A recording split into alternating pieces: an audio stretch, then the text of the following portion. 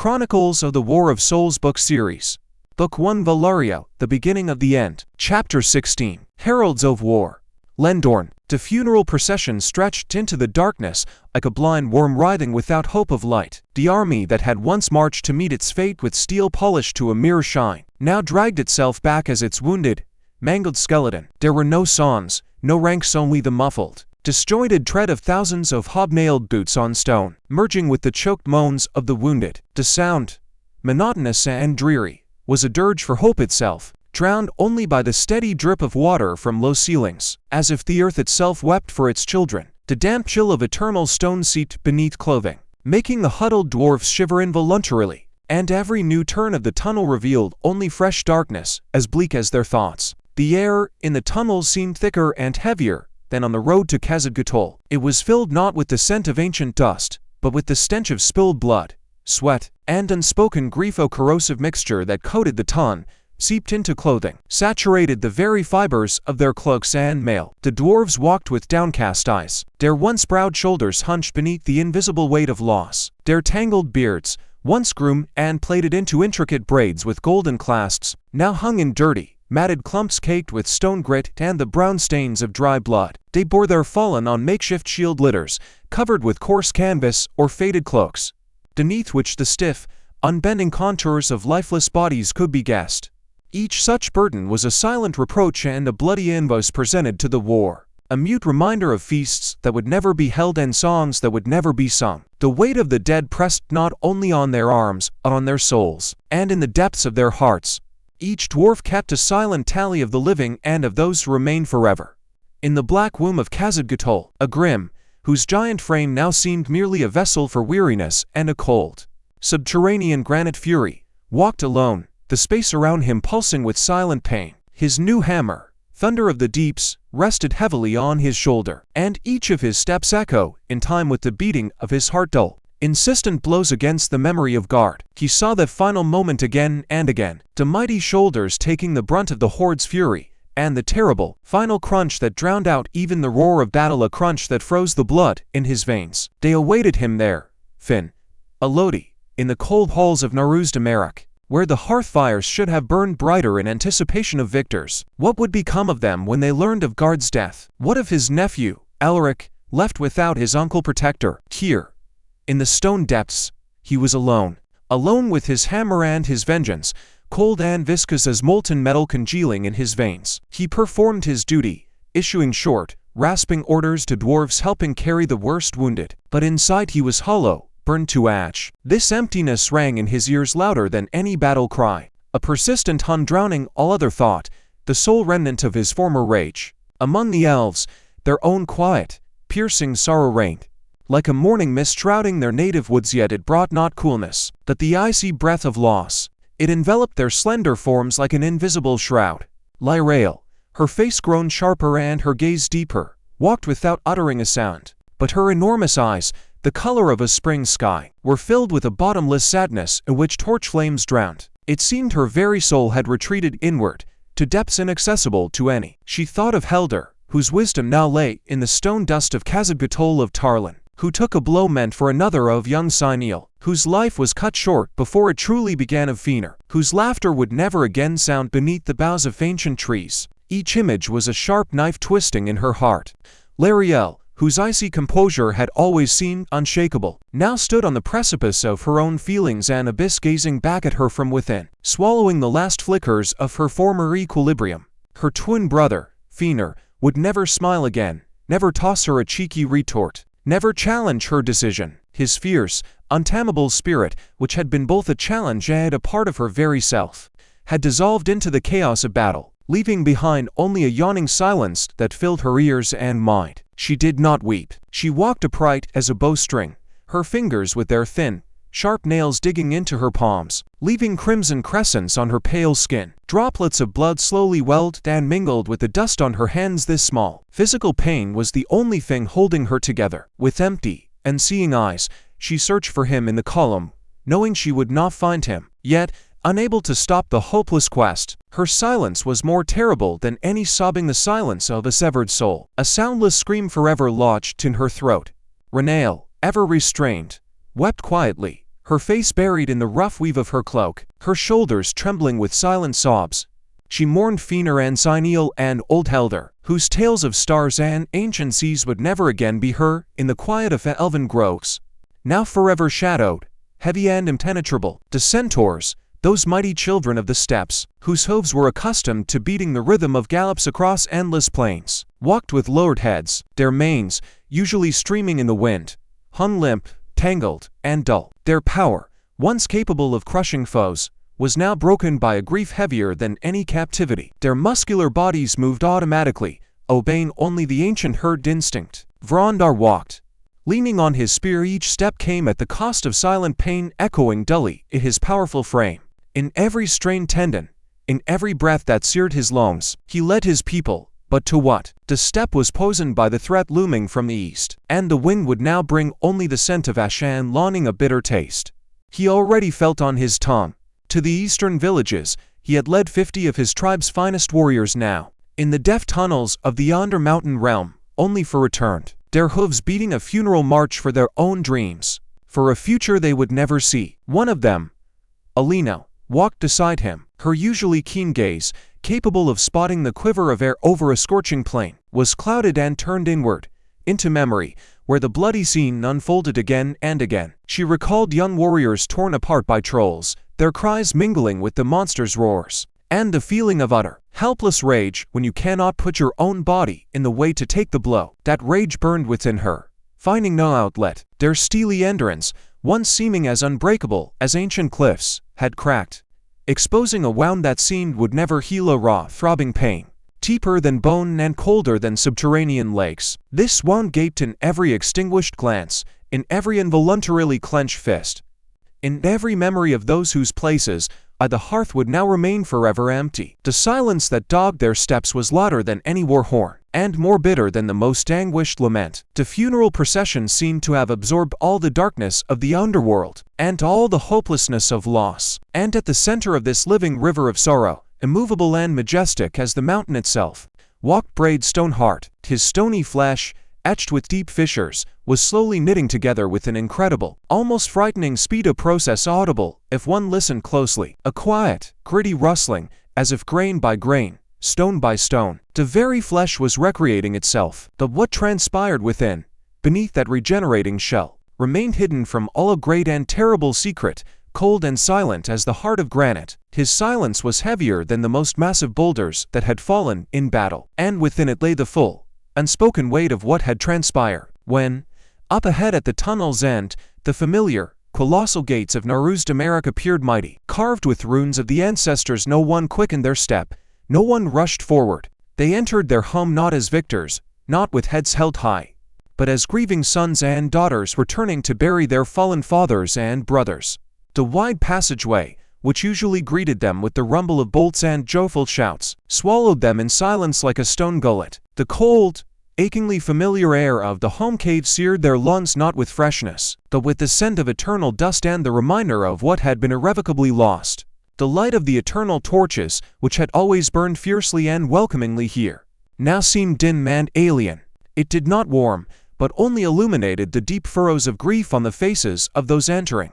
The great halls of the citadel, usually echoing with the clamor of hammers and loud voices, the music and heartbeat of the entire people, met them with a ringing, almost shameful silence. The fires in the massive iron braziers burned evenly and dully, casting long, distorted shadows on walls adorned with bas-reliefs of past victories, which now seemed a bitter mockery, a silent reproach to the present defeat. Those who had remained to guard the hearth, wives and elders, youths and craftsmen, gazed at the returning not with jubilation, but with bated breath and horror in their eyes, in which agonizing anticipation could be read. They saw the empty spaces in the ranks, the soot-blackened, gashed armor, the deep wounds, and most terrible of all, the eyes in which nothing remained but weariness and grief.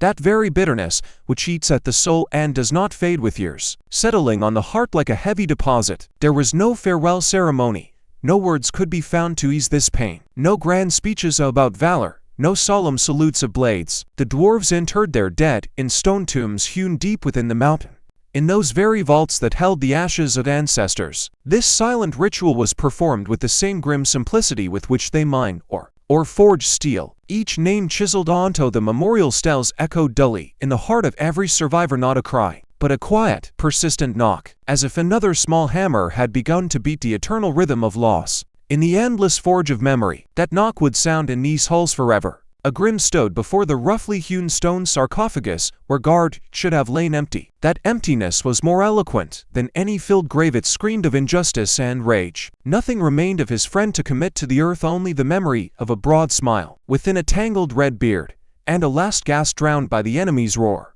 He did not weep. His grief was too vast for tears, too massive to be expressed by something as fleeting and light as water. It was heavy and silent as his hammer, lying now at his feet, and just as indestructible an eternal part of his being that would henceforth define every breath, and every blow, every thought, and every decision. The elves, following their ancient customs, built no tombs of stone. Their sorrow was different, quiet and piercing as the morning light. They gathered in one of the quiet, unlit halls where light entered only through high fissures in the ceiling, falling on the floor in pale, sorrowful patches like the traces of unshed tears. They sang no songs. Their voices, usually clear and ringing, had been torn by battle, and grief music had died in their throats, leaving behind only a bitter lump. They simply stood in silence, motionless as trees on a windless night, and their stillness was the most piercing elegy, filled with indelible memory of fallen brothers, a memory that would live as long as the forests. And then the silence in the halls of Noruz Damarak, having finally established its reign, grew thick and heavy as molten lead, filling every crack, every fissure, every corner of the gray, underground city. It absorbed every sound, the muffled clank of damaged gear, stifled sighs, the measured, weary tread of squads retreating deeper into the citadel, dissolving them in its bottomless, all-consuming drone. The dwarves dispersed to their galleries and forges, carrying within them, in their stooped backs and lowered heads, the mute, crushing weight of losses it would have to bear for many long years.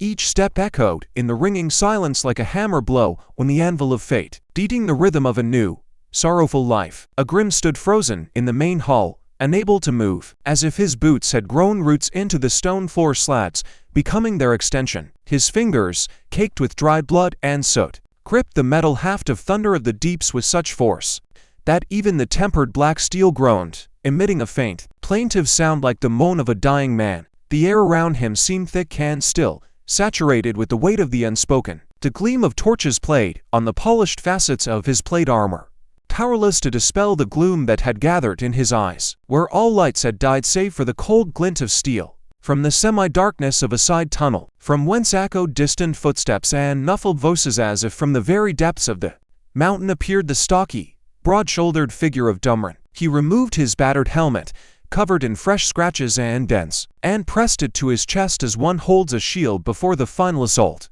His face, etched with fresh scars and old wrinkles, seemed carved from the most ancient granite of these mountains. In the depths of his small, deep-set eyes, coals of weary sorrow smoldered, ready to be extinguished by the slightest breath of wind. Smith, his voice, usually thunderous, sounded muffled, stripped of its customary power, as if crushed by the weight of the stone arches beneath which they stood. Thy duty to the fallen is done. Blood for blood. Thou hast slaked thy rage in battle. Agrim slowly, with effort as if his head were cast from lead, turned his head. His eyes, hollow with weariness and empty by grief, met the dwarf's gaze but found no comfort there, only a reflection of his own pain multiplied in the depths of another's sight. Duty, Agrim rasped, his voice like the grating of stone on stone in the depths of an abandoned mine where light never reaches. Can a debt be paid when they take from thee the life of a kinsman, the only thing of true worth? Is there aught that can replace a friend's breath? Nay. Dumrin answered simply and without adornment, not lowering his gaze. Standing immovable as a rock, but one can ensure their death was not in vain. One can carry on the work. Guard fell as a warrior, weapon in hand, shielding thy back. His name will be remembered in songs and carved on the steles of the ancestors. His nephew, the lad Elric, will find no ease in memory or songs. Agrim looked away, staring towards where a faint but fresh stream of air came from, where the hardest meeting awaited him. Face to face with an orphan youth whose childhood had ended that day, he finally forced himself to move, tearing his soles from the floor with effort, as if overcoming the invisible pull of the mountain itself. His steps, heavy and measured, echoed hollowly beneath the vaults of the deserted hall. violating the ringing silence in which the whisper of ancestors could be heard. He did not head for the exit immediately first. He turned towards the smithing forges, into the narrow passages where the air was forever steeped in the smells of coal and red-hot metal, the scent of his true home. The door to one of the forges was ajar, and from the crack spilled the dim light of a stub of a candle. Inside, by a cold, blackened forge, sat Thorben copper-beard on a low stone bench. On the anvil, before him lay a mangled dwarven axe, its blade notched and stained with brown patches like the rust of sorrow. Agrim entered, and the weight of his presence filled the small room, displacing even the smell of coal. He approached the forge and laid his hammer upon the soot-blackened stone of the anvil. It seemed to emit a faint, ominous hum and echo of the recent slaughter that had absorbed the groans and fury, a hum that would never fade. "They await thee," said Thorben, finally raising his eyes from the maimed axe. His gaze held neither sympathy nor condemnation, only a weary, hard-won understanding that there was no other path, that pain must be borne like a burden for as long as strength lasted. "I know."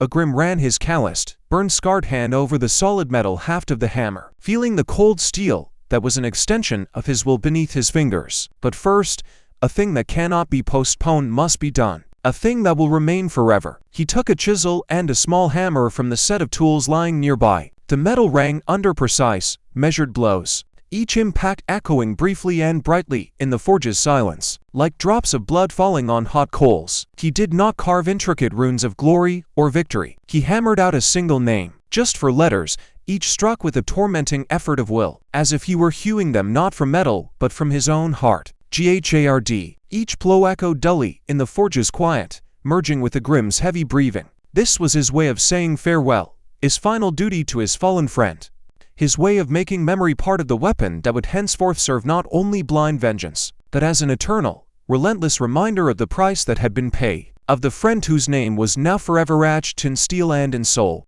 They were already waiting for him, frozen in anticipation of news that carried the smell of blood and ashes. For figures stood in a beam of pale, dusty light breaking in from outside through a tall arched portal, as if fate itself had plucked them from the gloom of the underworld. Elric, Guard's nephew, with a thin, frightened face not yet set into adult hardness, stood clutching the hem of his rough cloak. Finn, the stump of his right hand tightly bandaged and hidden beneath folds of cloth, his gaze empty and fixed on nothing, on a past that no longer existed, on the chasm left by loss. Young Torian, with a questioning, apprehensive look full of unspoken horror, seemed frozen awaiting a verdict, and Elodie, her waxen, expressionless face was turned to Agrim, and in her eyes, usually empty and detached, burned a mute, fiery question she feared to hear answered, a question that stole the breath. Nearby, in the shadow of a massive stone arch, appeared another, almost soundless figure. Mercil. The Khajiit moved silently as a shadow, limping, his side bandage where a dark stain slowly spread beneath the cloth. His golden, slit-pupiled eyes gleamed in the half-light, capturing every movement, every nuance of expression. Elodie, without a word, without a sound, stepped away from the group and approached him swiftly, as if afraid he would vanish, dissolve into air like a mirage. She embraced him, pressing herself against his chest, and kissed him tenderly, yet with desperate, animal force, as if trying to assure herself he was real, that he breathed, that he had returned from the outer hell, from the bloody grinder that had claimed so many lives. Mercil returned the embrace for a moment, his exhausted, wounded body relaxed in her arms, finding a haven, a brief respite in this sea of grief. Agrim, meanwhile, not looking at them, stopped directly before Elric. He looked at the youth, at his trembling, pale lips, at his wide eyes full of a terrible, unchildlike premonition, and something clenched in his own chest into a tight, painful knot, cold and heavy as a block of subterranean ice. "Uncle," Elric whispered, his voice breaking, becoming thin and defenseless, like a child awakened from a nightmare. "Where is my uncle?" Agrim found no words. No words could soften the blow, heal this wound that would bleed for a lifetime. Instead of an answer, he slowly, laboriously unclenched his numb fingers and set the renamed hammer down on the stone floor. Between them, with a dull, final thud that sounded like a funeral bell, the new inscription guard was crude, angular, yet distinct and clear. It spoke for itself, screamed a soundless cry of irrevocable loss, of a friend whose body remained in the stone dust of a distant fortress. Elric froze, his gaze glued to the name carved on the cold steel, as if reading it for the first and last time. Then he slowly, as if under an unbearable weight, sank to his knees, burying his face in the hem of Agrim's cloak, unable to make a sound. Shaking silently with the spasms of pain tearing him apart from within, Finn covered his face with his one good hand, his mighty shoulders shuddering in a soundless, dry sob of a man who had wept all his tears. A man who had lost not merely a comrade but a part of himself. Only Elodie, having released Mercil, did not flinch, did not yield to outward grief. She slowly returned to Agrim, and placed her cold, almost weightless hand on his gnarled, scarred, and soot-grained palm.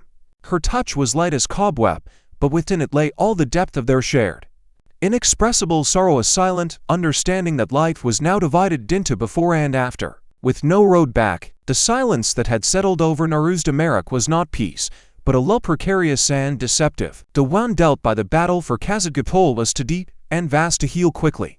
It throbbed in every stone of the great citadel, in every glance of its inhabitants, in the very air, thick with the smells of the infirmary's pungent antiseptics, bitter herbs, and the sickly sweet, nauseating reek of rotting flesh, a smell that had seeped into the walls and clothing, becoming part of this place. The days following their return blurred into one long, agonizing haze, a gray stretch without sun or hope. The great halls, once teeming with life, had become giant infirmaries.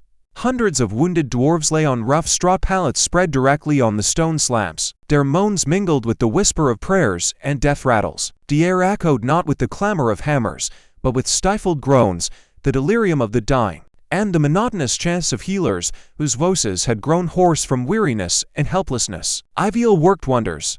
Her slender fingers, wreathed in warm golden light, stitched torn muscles, willed bones to knit faster slowly. With magic, she burned away the black, necrotic rot from kobold claws. But even her art was not omnipotent. Too many wounds were mortal, too much life had bled out on the stone plaza of Khazad-Gatol. Iviel worked to exhaustion. Her face, usually serene, had turned ashen with fatigue, and a shadow had settled in her eyes that even the most powerful elven spells could not dispel, a shadow that fell upon all who beheld this sea of suffering. The dwarven healers, pragmatic and grim, acted otherwise. Their methods were cruder, based on cauterization with white-hot iron, potent, soul-searing toxic drafts, and amputations they performed with frightening, ruthless speed.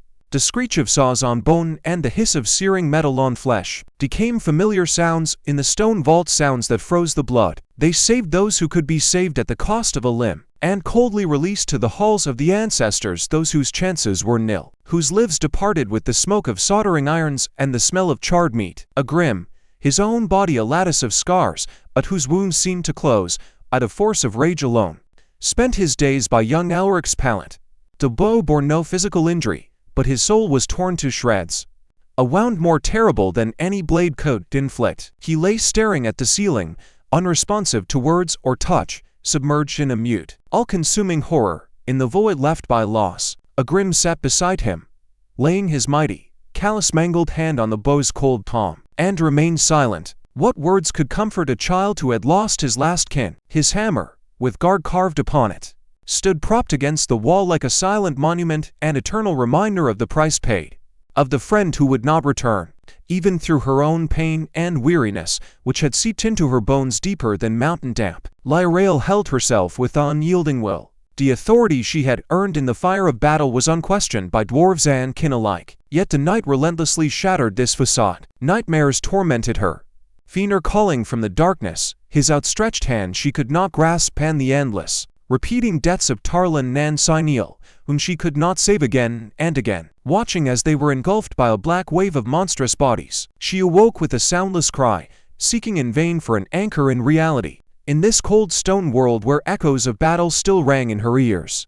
Grief, heavy as cooled slag at the bottom of a furnace, found its sole antidote in the fierce heat of the forges and the deafening ring of hammers on steel. The forges of Dumrin and Thorben, which had once birthed honed blades for a great campaign, now breathed a different rhythm, not the song of a dance, but the grim saga of defense, slow and methodical. Here, in clouds of choking smoke and red-hot metal, they forged not longswords, but thick arrowheads, not light halberds, the crude patches from mangled breastplates, barely holding shattered armor together. But the main effort went deeper, into the stone veins of the citadel, where under Thorben's lead, dwarf engineers, it into the rock flesh, raising unbreakable barricades, weaving new, deadly patterns of traps into the tunnel fabric, where every stone could fall upon an enemy's head. The main gates were now secured with bolts of solid mithril, silent, colossal symbols of desperation, the last line before utter annihilation. And this ceaseless din of labor, this obsessive clang and screech, was a funeral march for the irrevocably lost time,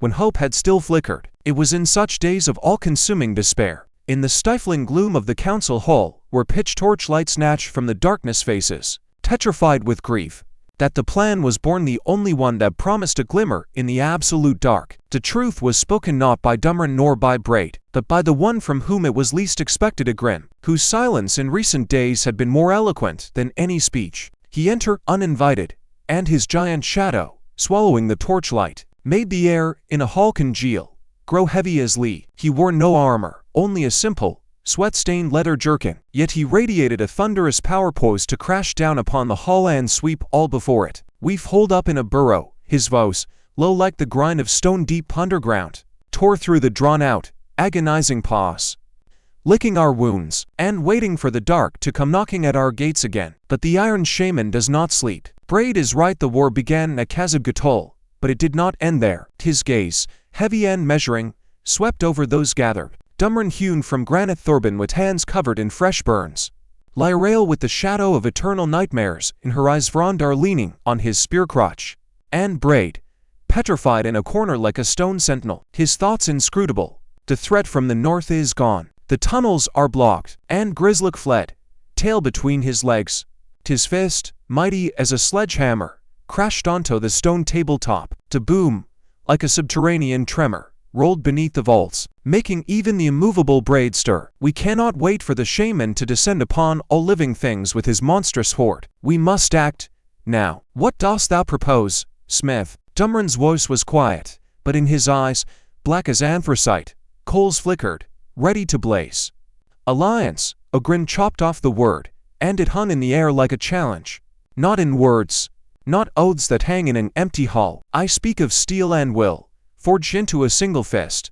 The oath of Valaria, that is the spark, time to kindle it into flame. Messengers, to all corners of the world, to all in whose veins blood flows and in whose hands is the strength to hold a weapon, to the men of Almerion, though they hide behind their walls, to the free clans of Centaurs that race the steppe winds, to the Elves who whisper with trees in their thickets, to every dwarven stronghold that has not yet heard the call, to all in whom a spark of resistance against the encroaching dark still smolders. He drew himself up to his full giant height, and in his eyes, at last, blazed not only the ashes of loss, but the living, furious fire of resolve, the very fire that had once tempered steel in his forge. They must be told the truth, all of it, of Khazad-Gatol, of the price we paid, of the oath, and of the threat that hangs over us all. Ask them, are they ready to stand with us when hell comes to their doorstep? The idea, voiced by the rough smith, hung in the air, ringing and inexorable as a steel strike. It was audacious, almost insane in its scope, but in its madness lay the very same, sole truth they had all feared to utter aloud. Thorbin was first to break the silence, rapping his knuckles on the table, a sound like the beating of a forge rhythm. Logical, he uttered with his characteristic grim pragmatism. If we defend alone, we will be crushed. The enemy's hordes, by all accounts, are boundless. Our strength lies in alliance, in a united front. We must create not just an alliance in words, but a single army, a single will. Messengers, Lirael said pensively, her voice, usually clear and ringing, now sounded muted, as if dusted with the ash of burned hopes. But men did not heed warnings once before, preferring blindness to bitter truth. We shall send not mere messengers, Vrondar joined in, leaning on his spear staff. His voice was hoarse with weariness, but full of an unyielding will, forged in countless step gallops. We shall send those who cannot be ignored. We shall send witnesses, those who saw the hell of Khazad-Gatol and lived to tell of it, those who swore the oath. Let them speak not with the words of envious, but with the scars on their bodies and the fire in their eyes, in which the reflection of that same flame that consumed our fallen can be read. All eyes turned involuntarily to Braid, whose silent presence had, until now, been like that of a mountain in the depths of the hall. The ancient spirit slowly raised his head, the grind of stone barely audible. His cracked skin had almost fully closed, but in the depths of his eyes, like abandoned mine shafts, swirled an abyss of knowledge and foreboding accumulated over millennia. "The stone feels tremors in the east," he spoke. And his voice was like a distant cave-in echoing from the world's deepest bowels. "Something great and terrible is being forged there. The time you have is measured not in years, nor months. It is measured in the beats of a hammer in that far, dark smithy. Your idea, child of rage and sorrow, is the only possible path, but you must tread it swiftly and without faltering, for hesitation is akin to death." The decision was made without further words, in a silence more eloquent than any debate. That same day, feverish preparations began. The best of the survivors were chosen, those whose wounds no longer threatened life, but whose will was stronger than tempered steel, those in whose eyes burned an unquenchable fire of duty. Several days later, when the first rays of the subterranean morning, filtering down through light shafts, fell obliquely on the main square, a ragged but resolute band of messengers formed up by the gates of Noruz-Damarak. They were few, but each was the embodiment of the Alliance's will, a living symbol of tragedy, endure, and readiness for the new struggle. To the south, towards the cloud-scraping walls of Almerion, went a group led by Agrim himself. With him went several surviving scouts of Heralds and a pair of Dwarves. Agrim went not empty-handed. They sent with him one of the mangled adamantine bolts from the main gates of Khazad-Gatol, as tangible proof of the enemy's might and the battle's fury, a mute witness that steel and stone had not held. Into the endless eastern steppes, where the wind roams free, raced one of Vronder's surviving centaurs, Chiron, traveling light. His powerful hooves beat an urgent tattoo on the hard earth. His task was to find the scattered herds and bring them word of the threat and the oath, to unite the freedom-loving children of the plains before the common peril. To the west, into the depths of the elven forests, where the air trembles with magic, departed all the surviving elves. They had to deliver the bodies of their fallen kin to the eternal forest, that they might find rest in native soul, and tell the elders the bitter truth. They were seen off in a grave-like silence, no speeches, no blessings, only heavy looks and clenched fists, in which all the pain and hope were concentrated. Each understood they carried with them not mere messages, but a spark of hope into a world engulfed by dark, a spark that must kindle the flame of a great alliance, or finally gutter out, buried under the weight of indifference and fear. Agrim, before setting out, looked one last time at the huge gates of the citadel, at the runes carved on the stone, familiar to the point of pain. He thought not of the dangers ahead, nor of possible failure. He thought of Guard, of his broad smile, of how he had laughed with his head thrown back, and in his mind, he gave him one last oath to do also that his friend's sacrifice would not be in vain, so that the world for which he gave his life might endure, so that children like Elric could grow beneath a peaceful sky. When the gates of Noruz-Damarak slammed shut, their dull, final thud sounded like the last blow on the cooling metal of fate. Agrim, feeling in his chest not fear but the cold emptiness of a burned-out furnace, stepped forward into the maw of the southern tunnel. His party burly warriors' temper in battle were already vanishing into the subterranean gloom, carrying with them the dreadful trophy, the mangled adamantine bolt, a mute witness to the nightmare endured. This metallic sorrow was to be a potent argument for those who had not seen the horror with their own eyes, who preferred disbelief. Meanwhile, Lirael stood frozen by the entrance to the underground tunnels leading to the gates, drawing into her lungs the air that streamed from the underworld. It smelled not of stone damp, but of bitter freedom, the promise of distant valleys and the whisper of forests calling to her. Her fingers convulsively clutched the edge of her cloak, and in that gesture was everything. Weariness verging on exhaustion, and steely resolve forged in the crucible of battles. Every wrinkle in her garb, every smudge of soot on once immaculate attire, became pages of a chronicle, endured a chronicle, that would remain with them forever, like scars upon the soul. Nearby, facing west, stood the other elves. Their slender figures seemed fragile under the weight of their silent burden. The bodies of fallen brothers sealed in funeral shrouds. Their return to Lendorne threatened to become not a triumphal procession, but an endless cortege of sorrow stretching for many miles across passes and valleys. In their silent stoicism, in their extinguished eyes and the mournful folds of mourning attire, was written a tale of wounds that would never fully heal, of losses that would forever alter their immortal souls.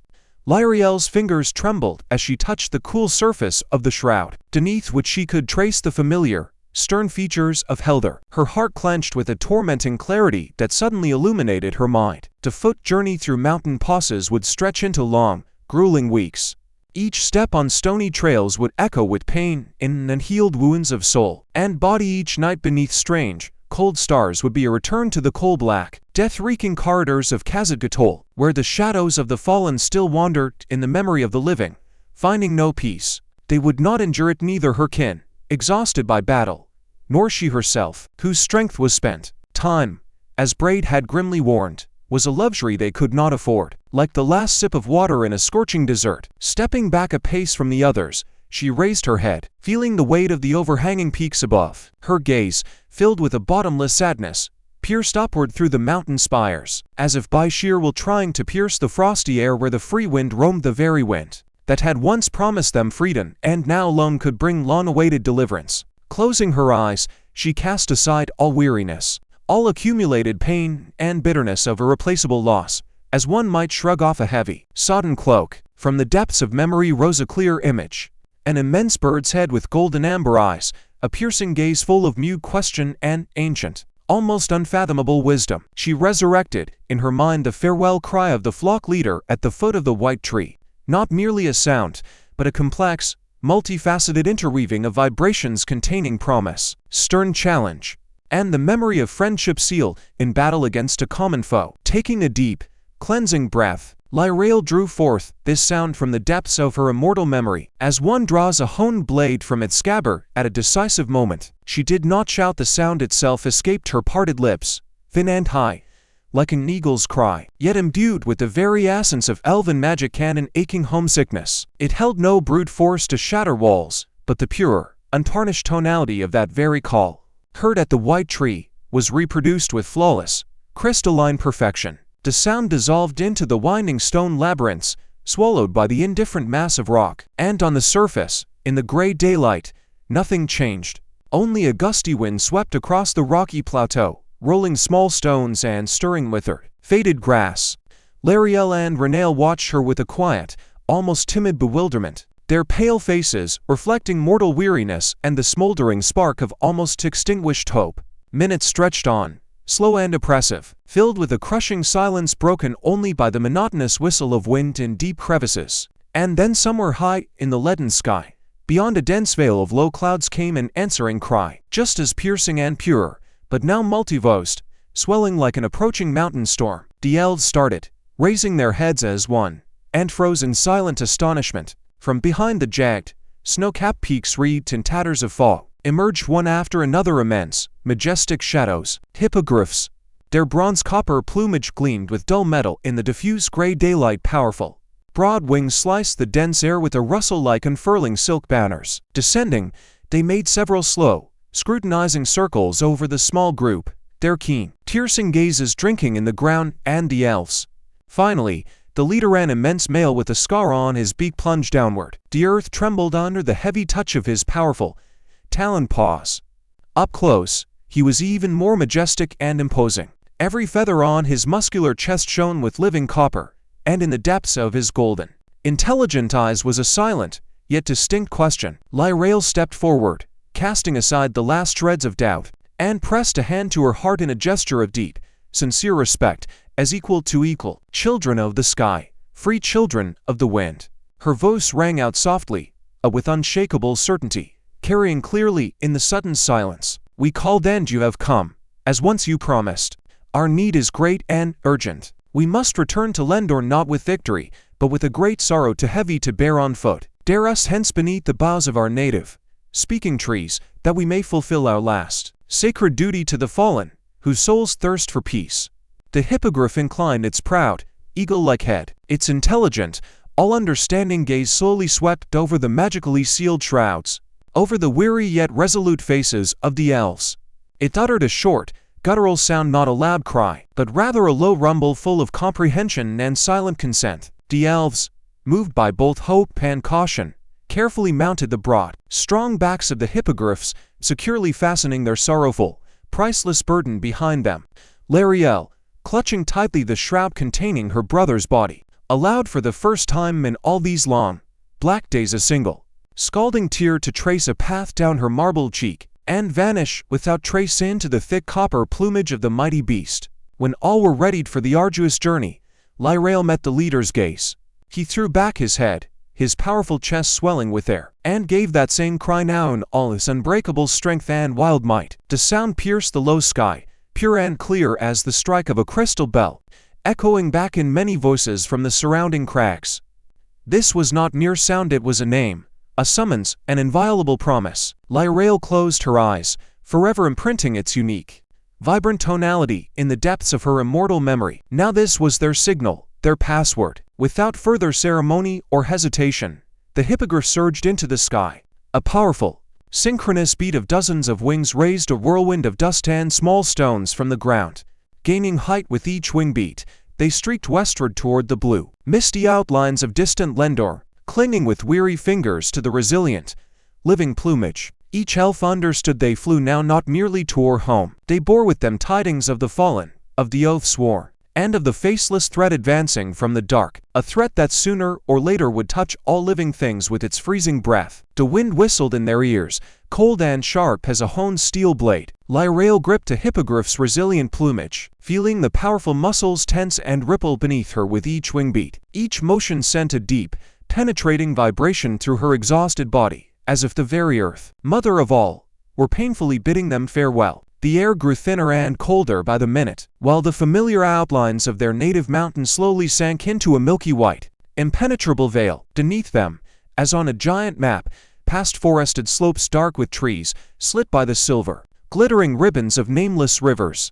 From this dizzying height, the world seemed serene, slumbering, untouched by evil. Nothing recalled the recent bloody slaughter in the stone, pitiless bowels of Khazad-Gatol. But the elves knew the truth. This quiet, this peace, were deceptive. The wind that now gently caressed their weary faces could at any moment bring from the east the bitter smell of smoke and decay. Lirael sat motionless as a statue, her slender, strong fingers unconsciously clutching the edge of the shroud containing her twin brother's body. In her usually firm, doubt-free gaze swam an unaccustomed, poignant softness, a complex blend of unassuageable sorrow and bitter calm. She remembered how Fëanor, laughing, had taught her to read the mysterious patterns on butterfly wings, how they had lain together, listening to the secret whisper of ancient trees in Lendorne's sunlit groves. Now these memories seemed both painfully sharp and infinitely precious. The only warmth left for her soul, Lirael softly hummed an old elven song, the very one mother sang to lull children in Lendorne's bright groves, not loudly, but rather to herself, as a charm against the tide of memories crowding her mind like black shadows. Her voice, pure and high, was lost in the piercing whistle of the wind, but the ancient rhythm and familiar melody created around her a ghostly, invisible shield, a weak but sole defense against the soul-gnawing pain. Lirael gazed unwaveringly westward,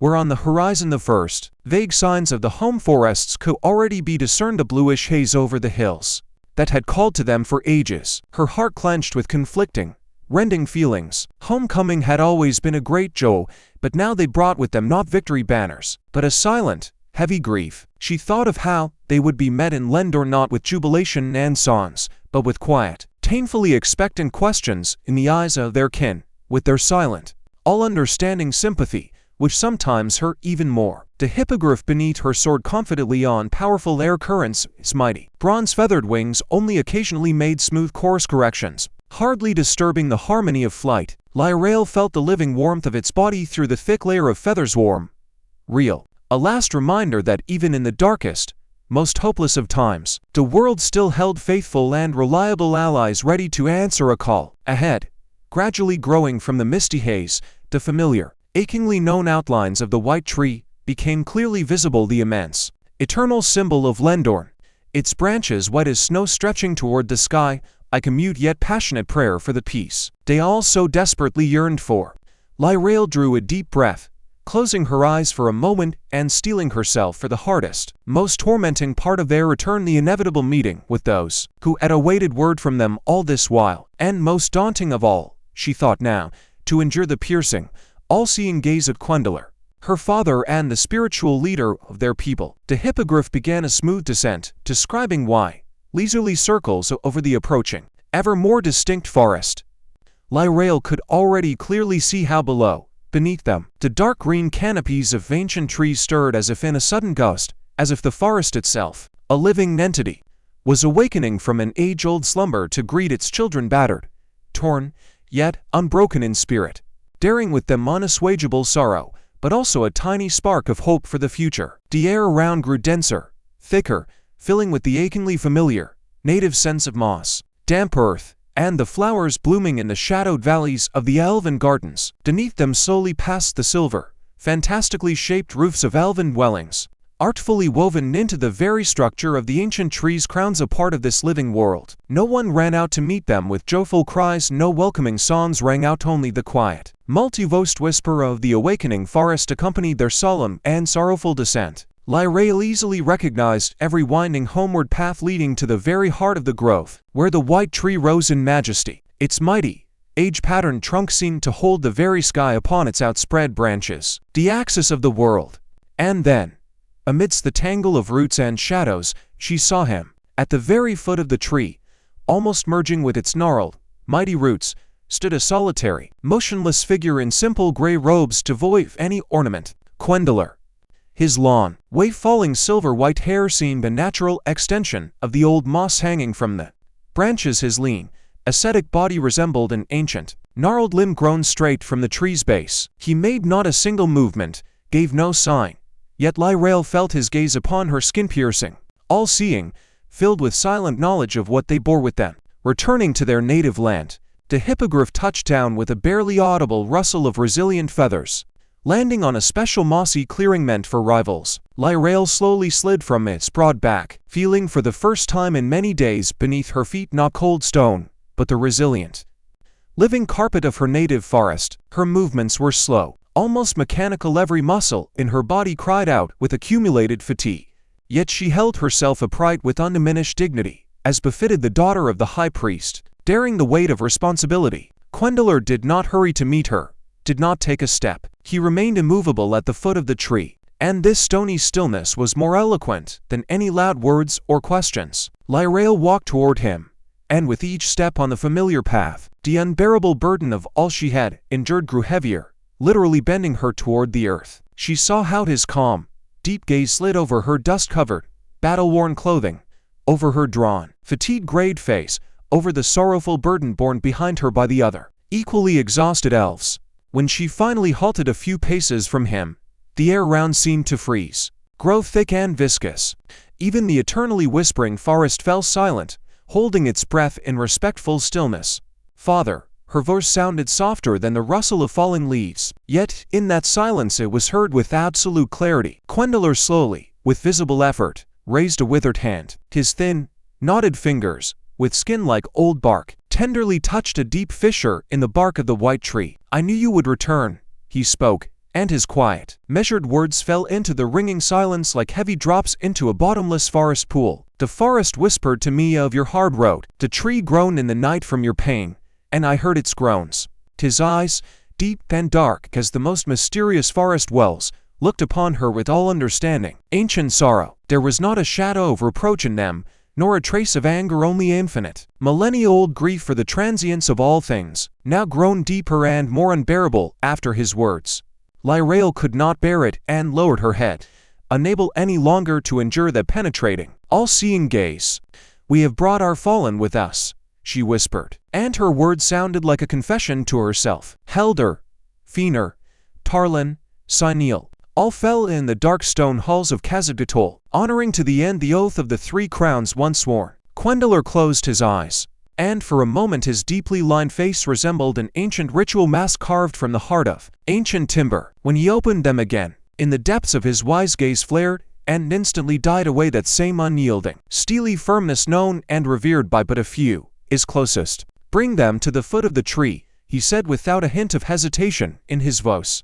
"Let their souls, wearied by battle, find eternal rest at last within its living roots. And you," he paused briefly, "tell me everything, the whole truth, withholding nothing. I must know all." And in these simple, unadorned words, Lirael heard not only a father's pain, but the stern wisdom of the high priest, ready to accept any, even the most bitter truth, for the sake of his people's future salvation. Lirael took a deep, shuddering breath, feeling the weight of each unspoken word pressing upon her shoulders like a stone slab. She began to speak quietly, with long pauses, carefully choosing expressions that could somehow convey the full scale and horror of what had been endured. She told of the oppressive stone walls of Khazad-Gatol, of the blind fury of battle, of the last, forever seared in memory glances of fallen comrades. Quendilor listened without uttering a sound, without interrupting her by a single gesture. His fingers continued to silently stroke that same fissure on the tree, as if trying to soothe its mute,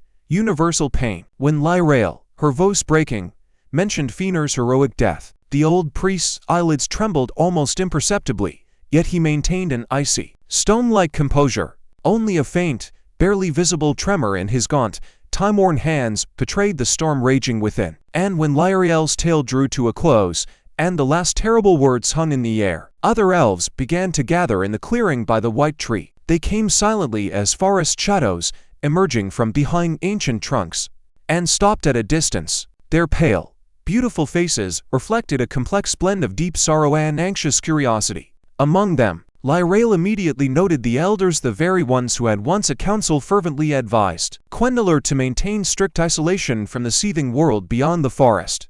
"So, the fissure on our tree is but the beginning," Quendilor spoke at last, breaking the oppressive silence. His voice, usually quiet and measured, now rang with a new, metallic firmness akin to the ring of tempered steel. "That which we could not even suppose in our darkest forebodings has already come to pass." He slowly, with incredible dignity, swept his gaze over the gathered kin, and in his ancient eyes burned that same cold, merciless fire of final knowledge that utterly consumed all former illusions and convenient delusions.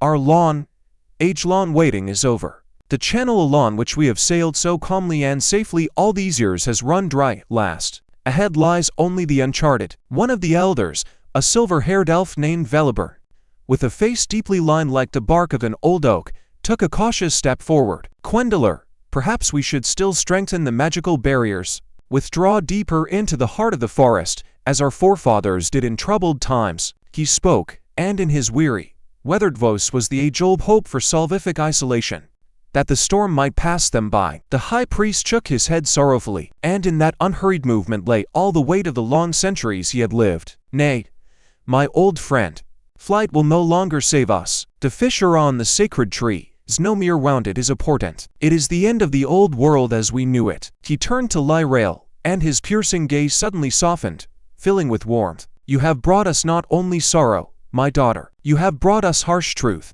and that very oath of Valeria, which we all once swore and so easily forgot in our pride." Quendilor slowly extended his gaunt hand, and his thin, knotted fingers gently touched Lirael's cheek. The touch was light as a morning breeze, yet within it lay all the unyielding strength of his age-old wisdom and fatherly love. "The forest will mourn our fallen, their souls shall merge with its roots.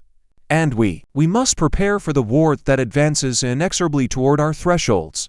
I sense your fear, my children, the ancient fear of alien chaos. But once we chose to wall ourselves off from the world, thinking thereby to find safety. Yet all the while that same chaos has crept to our very doorstep, and now knocks upon our gates." Lendorne, whose face indeed resembled dry, cracked bark, interrupted the priest again, desperation churning in his eyes. "Quendilor, even if we all agree, our martial strength is not great. We are guardians of the forest, not ruthless warriors.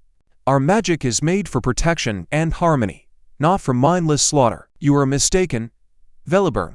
The high priest's voice rang with icy, irrefutable clarity, leaving no room for doubt. "Our magic exists to preserve life in all its diversity. And what is the greatest threat to life, if not that which the Iron Shaman brings? His hordes are not merely a wild army. They are death itself, given will, form, and ruthless mind. To stand against it is the highest, sacred form of preservation. We shall not blindly slaughter, we shall defend. But for true defense, sometimes one needs not only a sturdy shield, but also a blade honed sharp as a tear." He turned his gaze once more to Lirael, and in its depths was now read not only a father's approval, but the official blessing of the high priest. "You have become our eyes, my daughter. You have seen that at which we refused to look for years, and you have brought into our home not only word of coming war, but a tiny spark of hope.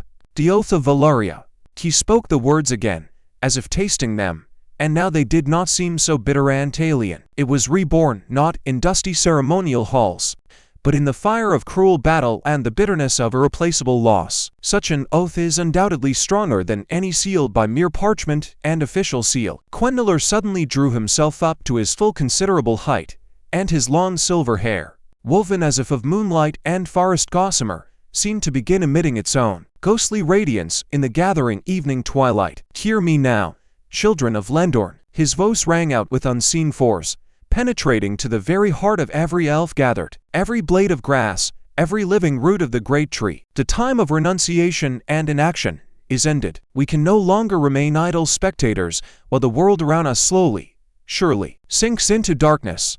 Our duty henceforth lies not in passive isolation, but in decisive action. We shall answer the call of the blood spilled by our brothers in the stone halls of Khazad-Gatol. We shall become an integral part of the new alliance, not from blind fear, but from deep understanding that there simply is no other path to common salvation." He solemnly stretched out his thin hand towards the east, where lay the lands of men, and beyond, whence already blew the biting wind of the coming threat. "We shall send our finest warriors, our keenest archers, our mightiest mages. We shall open our ancient knowledge and secrets to our allies. We shall share with them not only the perils to come, but also the last hope. And let the white tree henceforth be for all of them not a symbol of proud aloofness, but a sign that even the most ancient and fragile-seeming beauty is ready to fight desperately for its existence. To decision, wrought by heart and tempered by reason, hung in the cool evening air, becoming irrevocable.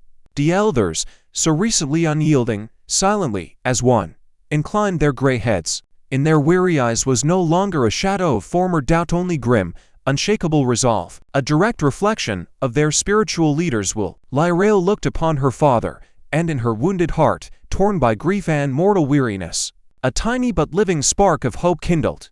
They had paid a terrible, irreplaceable price for this truth, but now she understood their sacrifice had not been in vain. It had paved a way not only to a possible victory in one battle, but to the rebirth of something immeasurably greater. Faith that different, dissimilar peoples, forgetting old grievances and prejudices, were still capable of uniting before the face of common, mortal doom. And somewhere far off, in the endless windy steppes and behind the high, impregnable walls of Almerion, other messengers, just as weary and wounded, bore the same bitter tidings. The spark born in the bloody hell of Khazad-Gatol and carefully fanned into flame in the quiet, sacred grove of Lendorne was already flying on the wind, to ignite the hearts of those in whom the last ember of hope still glowed. The great war, the war for existence itself, was only beginning, but the first, hardest, and most important step, the step toward mutual trust, had finally been taken. Thank you for your attention. Please like and subscribe so you don't miss the next part and chapter.